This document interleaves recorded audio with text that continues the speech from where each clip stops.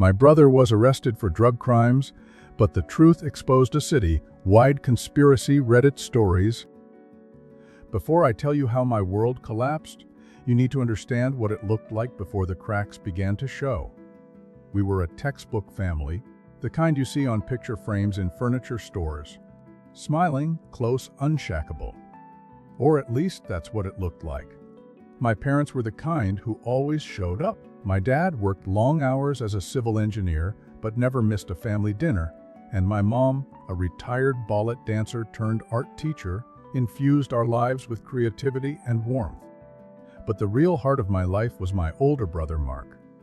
He was 2 years ahead of me, smarter, taller, stronger, everything I aspired to be. He was the glue in our family dynamic, the funny one, the achiever, the protector. I idolized him in a way I never admitted out loud. Everyone did. Teachers loved him, neighbors trusted him. Even my friends talked more about Mark than about me. He had that kind of gravitational pull. So, when things started to go wrong, no one suspected him. Not even me. Growing up, Mark and I shared everything. We shared a room, a backyard, a love for model airplanes. We even shared secrets, at least I thought we did. Looking back, I realize he shared just enough to make me believe I knew everything. He had a way of smiling when he lied, like it was a joke we were both in on. And I bought it every time. We weren't rich, but we were stable. Family road trips, Sunday brunches, movie nights on Fridays. It all painted the illusion of harmony. Our parents fought sometimes, sure, but never in a way that shook the walls. There was no visible damage, no cracks in the paint. But just because you can't see something doesn't mean it's not spreading. Mark started changing in subtle ways, but so gradually I didn't notice until much later. He began staying out late, saying he was at study group or volunteering at the youth center. My parents never questioned it. Mark was their golden boy. But I noticed things. He'd come back smelling like smoke or with bruised knuckles. He'd brush it off with a joke, and I always laughed along, telling myself it was nothing. Maybe he got into a scuffle over parking or helped someone move a couch. I didn't want to know the truth. Not really. Then one night, I was up late working on a school project. Mark slipped into our shared room just past midnight, thinking I was asleep. I watched him take off his hoodie and toss it in the laundry bin. Something heavy in the pocket making it thump. He didn't notice me watching. He looked tired. Not the kind of tired from practice or exams, but something deeper. Something hollow.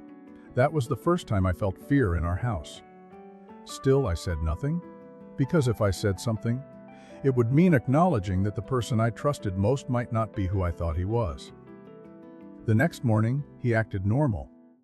Laughing, pouring surreal, teasing me about my bedhead. And I let it go. Again, I started observing more after that. Mark had a second phone. I found it once, hidden in an old shoebox in the closet. The screen was locked, and I never saw him use it, but it was there, like a loaded weapon nobody talked about. And then there were the visitors, people I didn't recognize. Older, edgy types, coming to our front door when our parents weren't home. Mark always met them outside, sometimes taking quick walks around the block. When I asked, he'd say they were tutors or mentors. One of them looked like he hadn't showered in days. Another had teardrop tattoos under his eye. Tutors, really? But I let it go. Again and again. There's a moment in every story where you can feel things turning, even if you don't know why yet. For me, it was when our family went to visit Aunt Renee in the countryside. Mark didn't come. He said he had an SAT prep seminar, and my parents, still spellbound by his perfection, believed him. I didn't. Something about the way he rushed us out the door, barely making eye contact, gave me a pit in my stomach. That weekend, I couldn't relax. I kept checking my phone, half expecting a message that never came. When we got back Sunday evening, the house was eerily clean. No clutter, no signs of life. I found Mark asleep on the couch, fully dressed, a faint cut on his cheek. He claimed he tripped on the stairs. A lie so lazy it scared me more than if he'd told the truth. The unraveling began slowly, like a snag in a sweater. Our parents got a call from the school saying Mark hadn't attended any SAT prep seminars. Not one. Then came the missing money. Mom's emergency cash fund under the kitchen sink gone. My dad confronted Mark, and for the first time, the golden boy shouted back. Something about not being trusted, about pressure, about how no one knew what he was going through. That was the night I saw the first real fight in our house. Plates broken, doors slammed, and in the middle of it all, Mark stormed out. He didn't come back for 3 days. When he did, he looked different, harder, older, like something inside him had calcified. My parents were furious, but also scared. They grounded him, took away his car keys. But it was like trying to put a leash on a hurricane. He wasn't the same. I wanted to ask him, what happened? Who are you now? But I didn't. I still wanted to believe it was a phase, something that would pass if we just waited long enough. And then, the day everything fell apart. It was a Thursday. I remember because I had a chemistry quiz I'd been dreading. I came home early and found 2 police officers at our front door. I froze.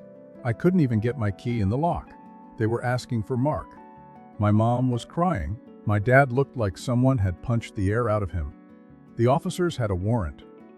Something about theft, drug distribution, conspiracy. The words didn't make sense. They sounded like lines from a bad TV show. Mark wasn't even home. The police searched his room. They found a duffel bag under his bed, cash pills, and a gun. A real gun. My legs gave out. I remember falling to the floor, not from drama, but because my body simply stopped functioning. The weeks that followed were a blur. Lawyers, school counselors, whispered gossip from neighbors. My brother, the achiever, was arrested a week later. He didn't resist. He didn't even look surprised, just tired. My parents tried to shield me from the worst of it, but you can't unhear certain words.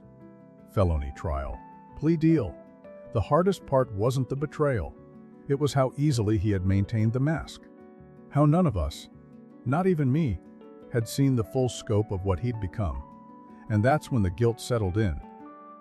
I should have said something when I saw the bruises. I should have told someone about the second phone. About the shady visitors. Maybe it wouldn't have stopped everything, but at least I wouldn't have to live with this silence ringing in my ears. Everyone has that one moment in life where innocence dies. That was mine, sitting on the cold floor of our kitchen while officers cataloged evidence from my brother's room. Our family was never the same. My parents drifted. 2 strangers walking the same house, haunted by the same ghost. I stopped sleeping. My grades tanked. People treated me like a shadow of him, as if his crimes lived in my DNA. The boy who once told me stories under a blanket with a flashlight, who fixed my bike and took the blame when I broke Mom's vase. He was gone. Or maybe he was never real. Maybe Mark had always been 2 people, and I only ever knew one of them. But that's not even the worst part. The worst part is what I found months later, buried in the closet behind old science fair trophies. A note, not addressed to anyone, just a few scribbled lines. And what it said changed everything I thought I knew about why Mark did what he did. The note was barely a few lines, written hastily on the torn corner of a math notebook I vaguely remembered Mark using in 9th grade. The paper was crumpled, hidden beneath a heap of old clothes, awards, and a shoebox filled with outdated cables and broken earbuds. I hadn't been searching for it. I was just trying to find something, anything, that made sense. I don't know what drove me to dig through his closet that day. Maybe I was hoping to find some leftover piece of the brother I once knew. Instead, I found that note, and it changed everything. The handwriting was unmistakably his. Sharp, slanted, confident, it said. They said if I didn't do it, they'd come for you? I didn't have a choice. I never had a choice. That was it. No signature, no date, just those words. And as I read it, my chest tightened in a way that made it hard to breathe. For a moment, I thought I was imagining things. My mind replayed those words again and again like a scratched record. They'd come for me? Who? What had Mark done? Not just for himself, but for me. I sat there in his closet for hours, the note trembling in my fingers, as if by holding it tighter I might squeeze more truth out of it. I remembered every strange visit, every mysterious bruise, every time he brushed me off or distracted me with a joke. And now I had to confront the possibility that he hadn't been protecting a secret life from Moose, he'd been protecting us from that life. The pieces began fitting together, not like a clean puzzle, but more like a mosaic of violence and desperation held together by fear. After that day, I became obsessed. I needed to know the full truth. If Mark had made some kind of sacrifice, if he'd thrown his life into a fire to keep us from burning, then I had to understand what the fire was. I couldn't ask my parents. They were barely surviving, walking around like ghosts. My dad buried himself in work and house repairs, building things that didn't need fixing. My mom took to long walks alone, her face perpetually damp with tears she never talked about. No one was okay. And maybe they didn't want to know more. Maybe pretending it was all just some unfortunate mistake helped them sleep at night. But not me. I started by retracing the timeline. I remembered the name of one of the tutors who used to come by. Skinny guy with a black beanie and a raspy voice. He once said his name was Jace. That detail stuck with me because it was so short and strange. Who introduces themselves with just a single syllable like that? It sounded fake even then. I began searching social media, combing local forums, scrolling through every post and comment section on the school's gossip pages. It took weeks, but I found him. Or at least someone who looked like him in a photo tagged at a skate park downtown.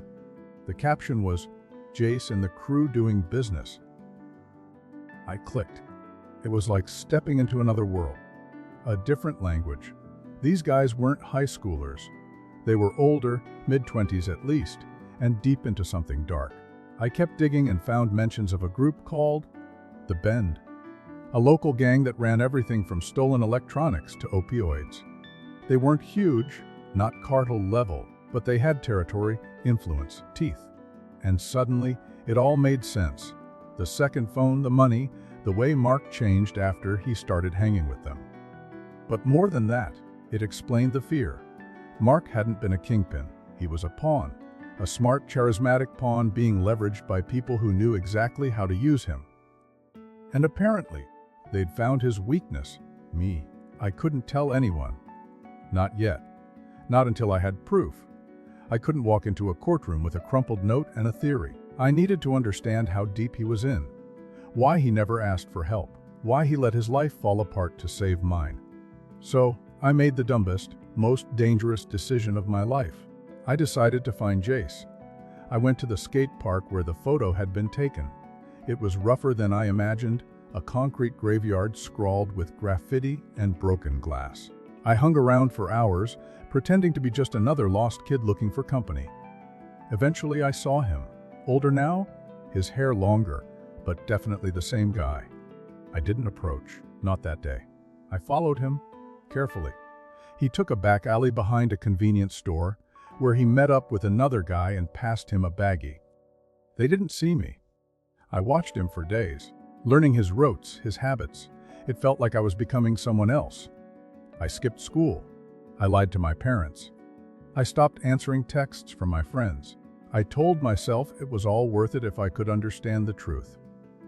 And then one night, I followed him into a diner. He sat in a booth near the back, sipping coffee and scrolling through his phone. I slid into the seat across from him. His eyes narrowed, his hand reflexively going toward his waistband. I spoke before he could reach it. "I'm Mark's brother." His hand froze. He looked at me, really looked, and then he smirked. "So you're the reason?" That's what he said. The reason. I didn't know whether to feel proud or terrified. Jace didn't say much. He didn't have to. But what he did say was enough. Mark had gotten into trouble after borrowing money. Stupid debt from someone higher up in the Bend. He couldn't pay it back. So they made him work it off. Deliveries. Smuggling.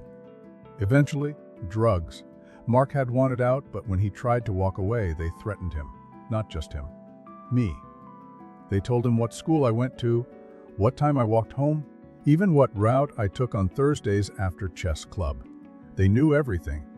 And Mark, he stayed. He kept working for them to keep their eyes off me. I left the diner with my heart pounding so loud I could barely hear my own thoughts. It was true. The note wasn't just a final confession. It was a cry for understanding, a breadcrumb left behind for me to follow. And now I knew. But knowing didn't fix anything. Mark was still gone. Still in jail.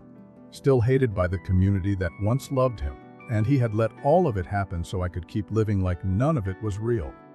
I wanted to talk to him, to scream, to cry, to thank him and punch him at the same time. But I couldn't. He hadn't allowed any visitors since his arrest. It was like he didn't want us to see him that way. Or maybe he was still trying to protect us from the worst parts of the truth. I started writing him letters, long ones, some angry, some filled with guilt. I told him everything I'd found, everything I understood now. I never got a reply. Not for weeks. Then, one day, a letter came in the mail. No return address. Just a folded sheet of lined paper inside, written in the same slanted, confident hand.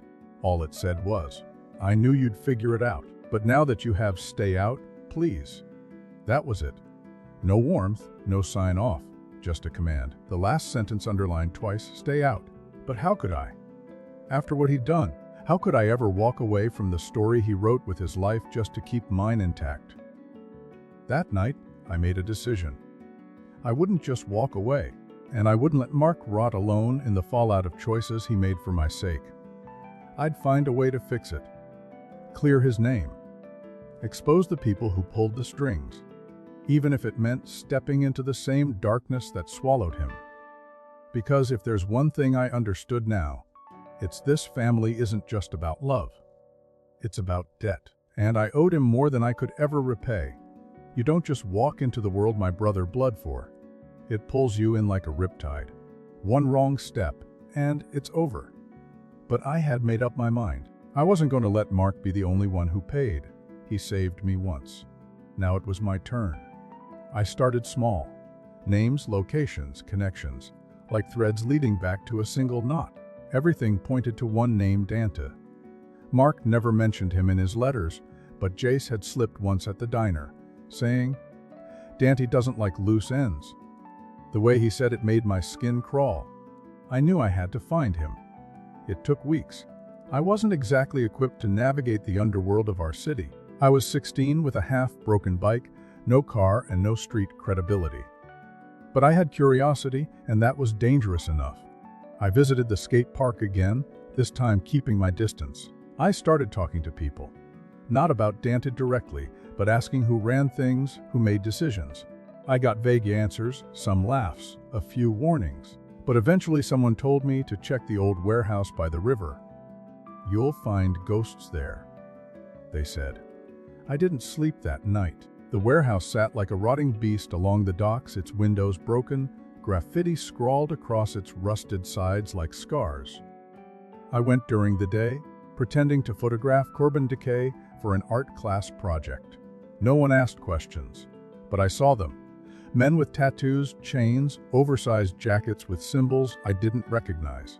Trucks came and went, some marked, some not. One van had tinted windows and California plates, even though we were nowhere near California. I took pictures. I wrote notes. I documented everything. My plan was simple: gather enough evidence to hand over to the police anonymously. Get Dante. Cut the head off the monster. Maybe then Mark would have a chance. But plans like that only work in movies. In real life, they fall apart fast. One afternoon, as I was circling the warehouse for a better angle, someone grabbed my backpack. I turned and came face to face with Jace. Again, he looked furious, not confused. Furious like he already knew exactly what I was doing. "What did I tell you?" he hissed. "You're not invisible." He didn't yell. He didn't threaten me. That made it worse. There was something cold in his eyes, like a reminder that he could make me disappear if he really wanted to. I expected him to take my phone, delete the pictures, maybe rough me up. But he didn't. He stared at me for a long second, then said, "Dante's not someone you spy on. If you really want answers, you ask him yourself. You've got 2 days. Don't make me come find you." Then he let go. My hands shook the whole way home. I could have walked away, deleted everything, pretended I never got that close. But curiosity is a disease, and mine had metastasized. 2 days later, I stood outside the warehouse again, but this time I didn't hide. I walked straight up to the side door and knocked. The guy who answered looked like he bench pressed motorcycles for fun. I told him who I was. I said I was Mark's brother. And somehow that was enough. He let me in. Inside, the warehouse was half crime den, half command center. Folding tables stacked with cash, phones, and what looked like ledgers. Men and women worked in silence. No chaos, no yelling. Just quiet, mechanical efficiency. And then there was Danton. He didn't look like I expected. No gold chains, no dramatic tattoos. Just a clean, cut man in his 30s with a calm voice and eyes that didn't blink enough. He offered me a seat. I took it. He didn't threaten me. He didn't have to. He just asked why I was there. I told him the truth. I told him I knew everything, that I had evidence, that I wanted to clear my brother's name. He listened. That's what made him dangerous. He listened. Then he leaned forward and said, "Your brother's not innocent." He chose this. Don't rewrite his story to soothe your guilt. I told him about the threats, about me, about the note. He smirked. We never touched you. We didn't have to. Your brother made his own choices. You think you're saving him, but he already made peace with what he became. Then he stood up. You've got what you came for. Go. I left with my insides turning to ash. If what Danta said was true, if Mark had chosen this life, not just been pulled into it, what did that make him? A martyr? Or a liar? Or both? I didn't know what to believe anymore. But I wasn't done. I went to the police next, not with the warehouse intel. Not yet, but with questions. Quiet, strategic ones. I asked about the case, about Mark, about the investigation. They brushed me off, but one officer, a younger guy with kind eyes, whispered something before I left. Not all of it made sense, he said. Some of it felt planted. That one word sent a shiver down my spine. I started comparing timelines, looking at the arrest report, public records, school attendance logs, and then I saw it, a discrepancy. The time the bag was found in Mark's room was during the exact window our entire family, including Mark, had been at a hospital visiting my grandma. There were witnesses, pictures, even a hospital log. The bag must have been planted after the fact, framed. My brother hadn't just been manipulated. He'd been silenced. I brought everything to the one person who might listen. Ms. Calder, Mark's old civics teacher. She used to call him a future senator. She cried when he got arrested. I showed her the note, the timeline, the photos, the letter from jail, and she believed me. She had contacts, lawyers, journalists. She told me to keep quiet, that she'd handle it from here. But I couldn't stay quiet. Not anymore. I wrote everything down, a full account, names, dates, threats, contradictions. I uploaded it anonymously to a popular local forum. The Boy Who Took the Fall, My Brother's Story. It spread like fire. Some called it fake. Others dug deeper. Journalists picked it up. Investigators reopened files. And then the letter came. This time not from Mark, from a lawyer. They were filing a motion to re-examine the case. Someone had paid attention. But just when I thought things might turn around, it happened. Our house got broken into. Nothing was stolen, just ransacked, like a message. A reminder that secrets don't stay buried without a fight. My parents were terrified. My mom begged me to stop. My dad didn't say a word for 3 days. But the damage was done. The truth was out. And then came the trial, not Mark's, Danta's. The police had launched a full-scale operation based on the warehouse evidence. Someone else had tipped them off, someone anonymous. I had a feeling it was Jace. Maybe he had his own reasons. Maybe he'd seen something in me that reminded him of who he used to be. I'll never know. Mark's case got reopened. Evidence was thrown out. Charges reduced. He didn't walk free. Not yet, but the prison walls started to crack. And through those cracks, I saw the brother I remembered.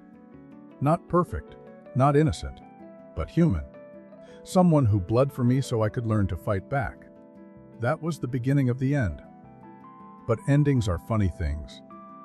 Sometimes they're just new beginnings wearing masks.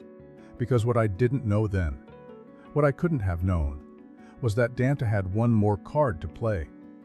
One more twist in a story I thought I was finally starting to understand. And when that card dropped, it would unravel everything again. The day Dante went down, the city buzzed. News outlets plastered his face across every screen, every article, labeling him the elusive orchestrator of a mid-level drug syndicate that had somehow operated for years beneath everyone's radar. To most, it was a victory. For me, it was just a pause, like taking a breath before drowning again. Because even as Dante was arrested, charged, and led away in handcuffs, I couldn't shake the feeling that we were too early to celebrate. The real war hadn't started. Not yet. Mark's sentence was reduced drastically after the court acknowledged critical flaws in the investigation. Planted evidence, lack of verified warrants, coarse testimony. They didn't call him innocent, but they didn't call him what they had before either. Mishandled. That was the word they used. It was like calling a knife wound a scratch. He was released under house arrest, pending further review. That's when I saw him for the first time in nearly a year. He stepped through our front door wearing an ankle monitor and a stare that didn't blink. The house fell silent, like even the air was scared to move around him. We didn't hug. He didn't cry. He just looked at me and nodded. I nodded back. That was all we had left. The first few days were strange. Mark barely spoke. He spent hours sitting at the dining table, staring at nothing, his hands clenched like he was still behind bars. My parents hovered like ghosts, afraid to ask questions. I wanted to tell him everything. The forum post, the investigation, my meeting with Dante, but I didn't know where to begin. So I waited, hoping he'd open up first. And one night he did. We were sitting in the garage, surrounded by dusty boxes and half-assembled model airplanes, when he finally said it. "You shouldn't have gone looking." His voice was gravel now, worn down. "You dragged yourself into something you don't understand." I told him I had to. That I owed him. That if he could sacrifice everything for me, I could at least do the same. He shook his head. "It wasn't supposed to touch you." Then he looked straight into my eyes and said something that made my blood run cold.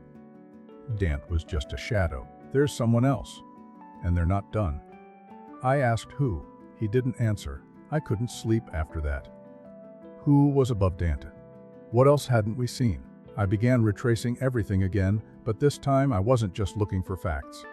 I was looking for gaps. And the more I searched, the more I noticed them.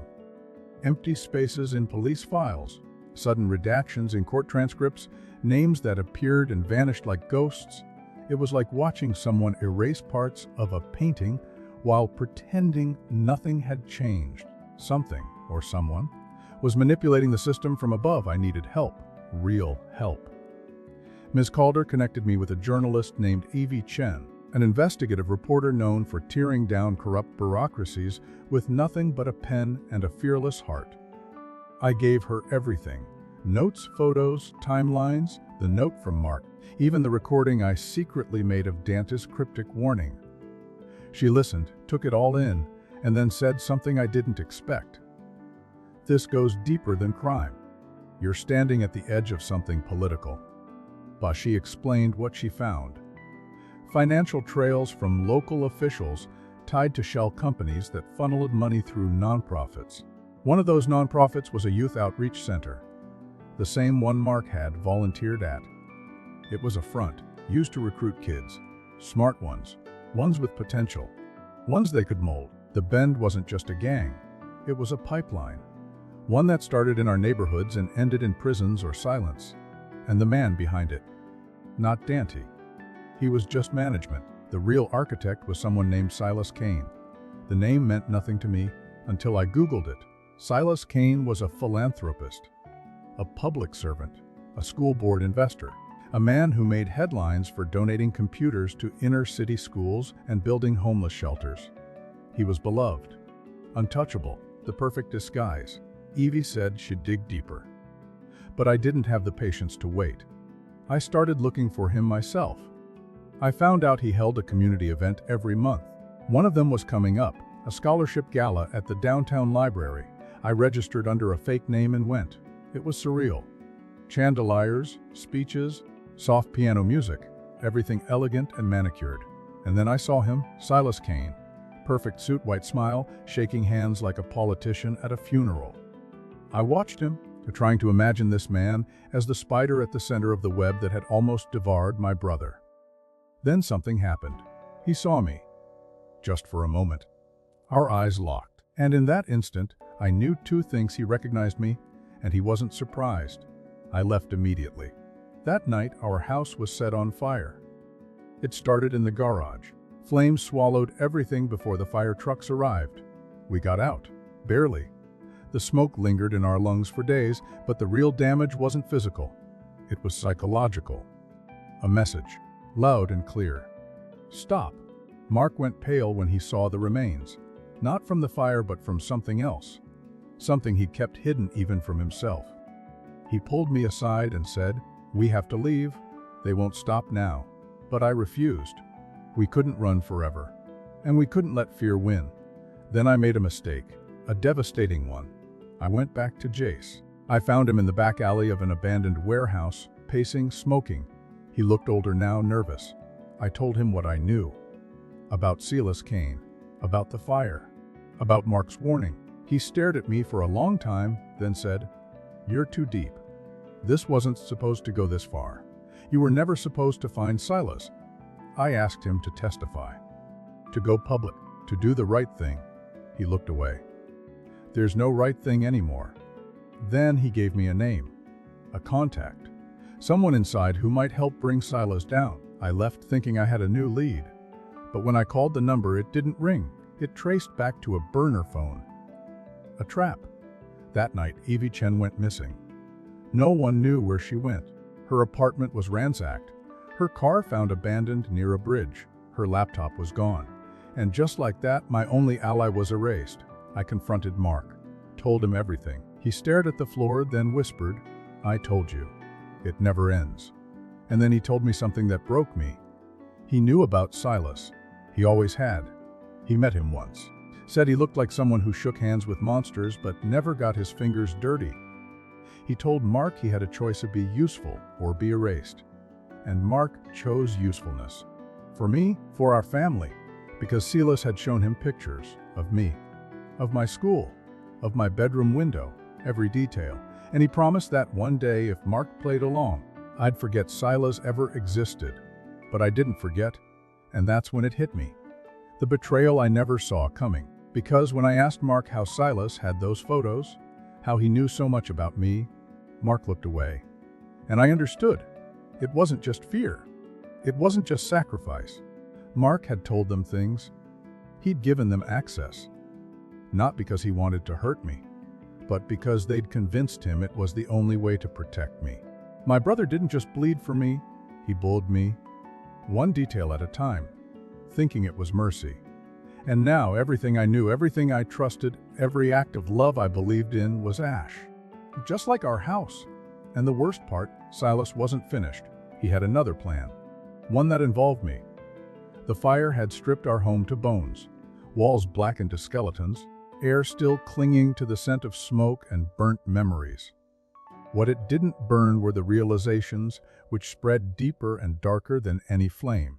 Mark had made a deal with the devil to protect me, but in doing so, he'd opened the door and handed the devil a map of my life. And Silas Kane had memorized it. I didn't say anything to my parents about the full truth. How Mark's loyalty had been turned into a weapon against us. I didn't have the heart. They were already shattered, hollowed out by years of secrets that never stopped bleeding. But inside, I couldn't pretend anymore. My brother was no longer just a victim. He was also a bridge, and bridges can be burned. The next few days passed in silence, the kind that grows between people who don't trust each other but are too afraid to admit it. We were placed in temporary housing by an emergency outreach program, a place that was safe on paper, but felt like a box with invisible holes drilled into the walls. I watched every car that drove past, flinched at every knock on the door. And in that paranoia, I noticed something else. Mark was watching too. Watching me, studying me, like he expected I might disappear next. I was ready to cut him off completely, to pull away from the wreckage of our bond. But then something happened. An envelope arrived. No stamp, no sender. Inside was a photograph. It was me, walking home from school, earbuds in, eyes down, and beneath the photo, a typed message. "You should be more careful. Let's talk." That was the moment I understood Silas wasn't hiding anymore. He was inviting. A time and address were scribbled on the back. A library on the outskirts of town, abandoned since the pandemic. It was absurd and theatrical, but exactly the kind of setting someone like Silas Kane would choose. I should have thrown it away, called the police, told my parents. But I didn't. I packed a recorder, a burner phone, a pocket knife I didn't know how to use, and left without telling anyone. Sometimes, fear isn't what stops you. It's what pushes you past the edge. I arrived at dusk. The library was a husk of forgotten pages and mold. The inside smelled like decay and rain, like knowledge that had rotted under its own weight. Silas was waiting near the old checkout desk, calm, hands clasped behind his back, as if he were about to read a bedtime story. He smiled. What? "You're braver than your brother." I said nothing. He gestured to a dusty chair. I remained standing. "Do you know what I admire most about people like you?" he said. "You think truth is a sword, something that cuts clean. But truth is a virus. Once released, it spreads. It infects everything it touches." I asked him why he brought me here. "To make you an offer," he said. "A correction to your trajectory." Then he explained. Silas didn't see himself as a criminal. He saw himself as a curator. A man who selected the right people, put them in the right places, and removed the ones who didn't belong. He didn't run gangs for money. He ran them for leverage, influence. He built his empire not on violence, but on choices. He found the ones society ignored, gave them a chance, then turned their desperation into obedience. "You're smart," he said. "Driven, but misguided. I could help you channel that. Imagine it. Scholarships, opportunities, media, a cause, a platform. You could be a voice for justice, a beacon of redemption. And in return, you let the past die. No more questions. No more noise. Just progress." It wasn't an offer. It was a deal with the devil disguised as a scholarship form. I stared at him, trying to understand if this man was deluded or terrifyingly sane. Probably both. And then he said something that froze me in place. "You're already in the system. You just haven't signed your name yet. But your brother did. He signed it for both of you." I left without speaking. I didn't record the conversation. My hands were shaking too hard. I biked for nearly an hour with no direction, circling streets like they might give me an answer. But all I had were questions, multiplying like shadows. When I got home, Mark was waiting outside. He looked at me, and I saw it. The truth. The guilt. The silent admission that he'd known this was coming. "You met him?" he said. Not a question. I nodded. "What? Why didn't you tell me he'd come for me again?" Mark sat on the curb, hands folded like he was praying to concrete. "Because I thought if I said it out loud, it would make it real." I asked him what he signed, what kind of agreement he made. He said, "Not a contract. A confession." I gave them everything. Names, movements, dropped sites. I flipped on them. Thought it would buy you protection. I didn't know I was signing you over instead. Silas hadn't kept Mark out of jail to punish him. He'd done it to corner me.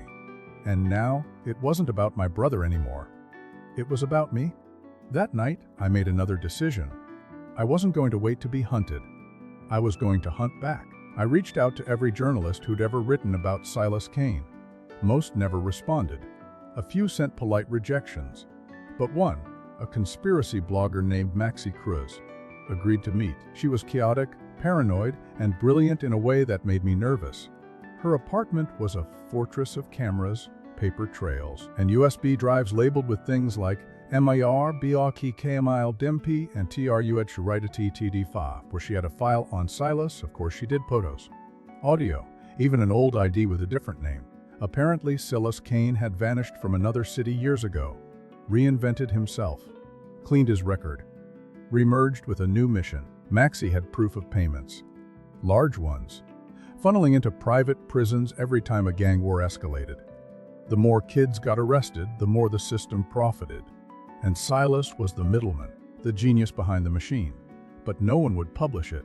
He had allies in every newsroom, every legal department. They feared lawsuits, retaliation, disappearance. I asked Maxie what we could do. She said, burn the illusion, make him a ghost again. Her plan was simple: go public with everything. A data leak, full transparency, a dump so massive no one could bury it. The kind of truth that didn't ask permission. So we did it. On the 1-year anniversary of Mark's arrest, a site appeared online at the silasfiles.org. It hosted every document, image, and testimony we'd gathered. It didn't accuse, it exposed. Thousands visited it within hours, then tens of thousands. Journalists couldn't ignore it anymore, nor could law enforcement. That same week, 2 of Silas's shell companies were raided. But the celebration didn't last, because 3 days later, Maxie disappeared. Her apartment was torched, just like our house, just like Evie's car. I went into hiding. I switched phones, locations, even names.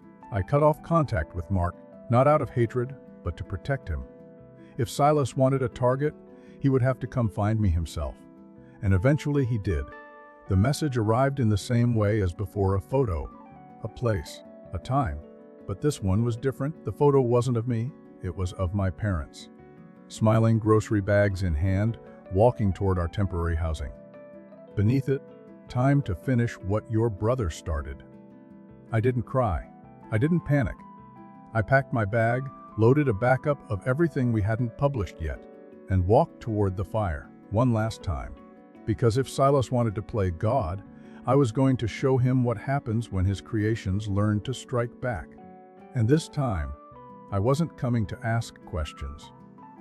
I was coming to end it. You don't realize how quiet a city can get until you're walking through it knowing it might be your last time.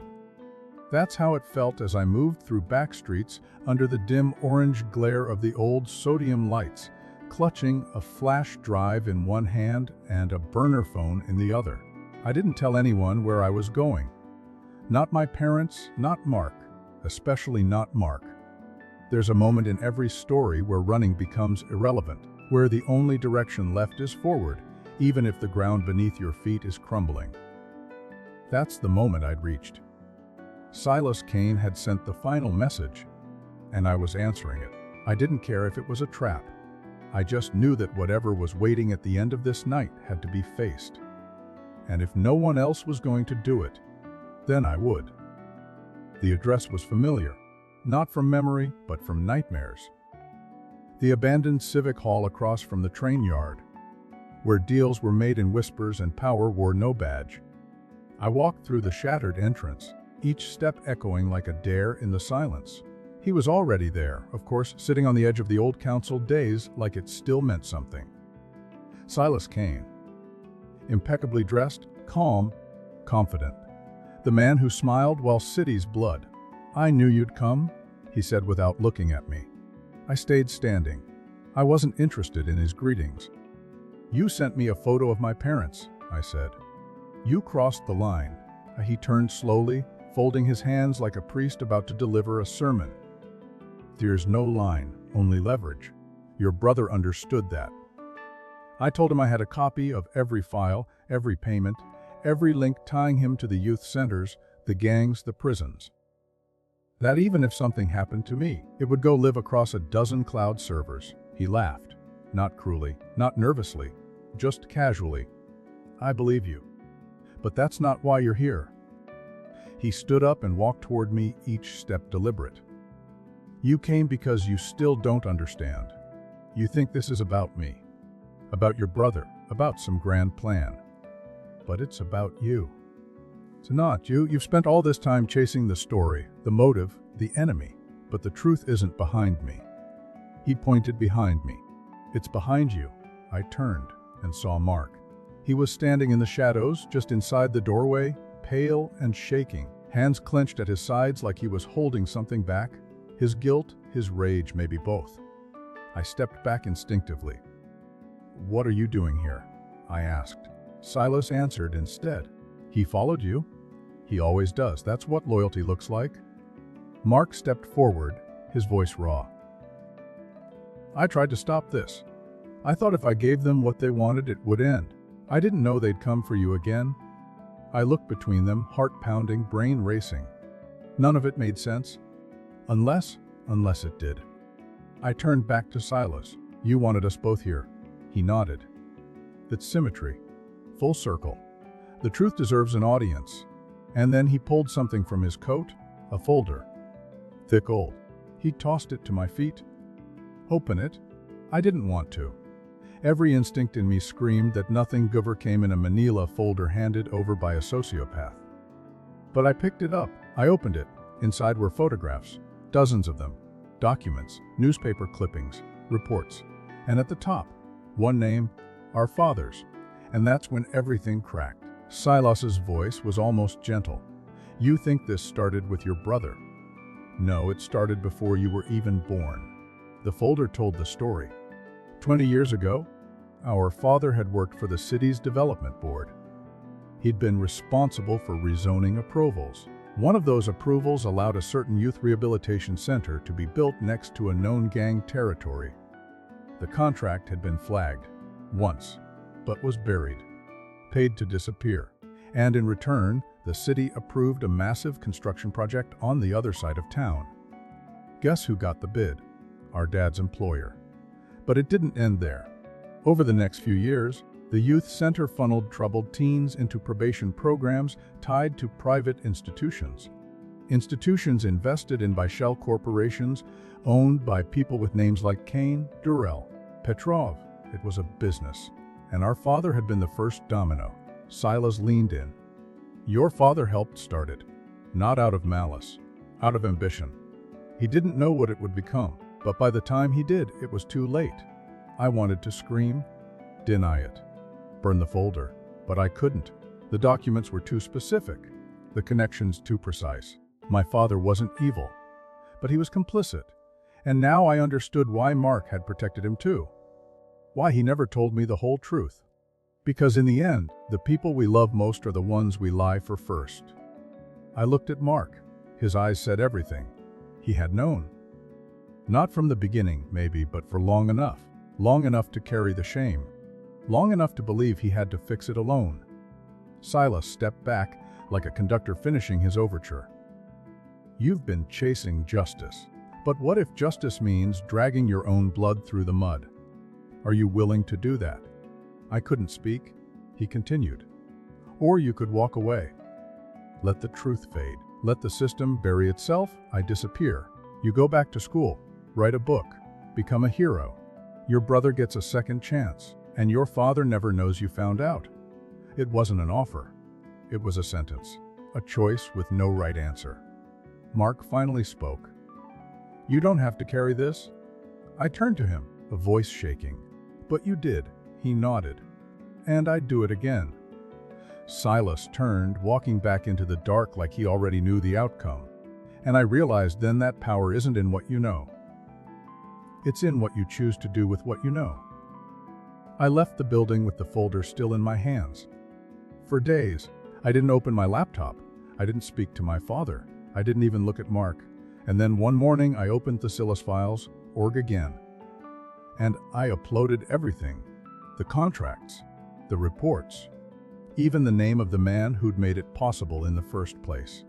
Not because I wanted to ruin him, but because the truth, once born, doesn't belong to any one person. It belongs to everyone it touches. My father resigned quietly a week later. No press release. No excuses. Just silence. Silas Kane disappeared. Again. But this time he left fingerprints. Enough to keep the investigations burning. Mark moved out. Not far, just enough.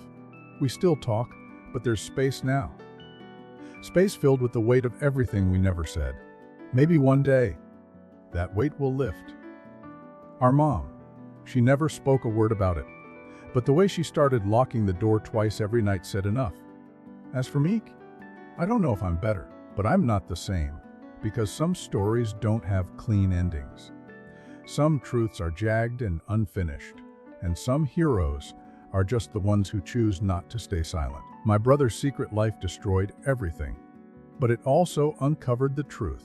And sometimes destruction is the only way anything new can begin. Thanks for watching the video. Subscribe and like the video.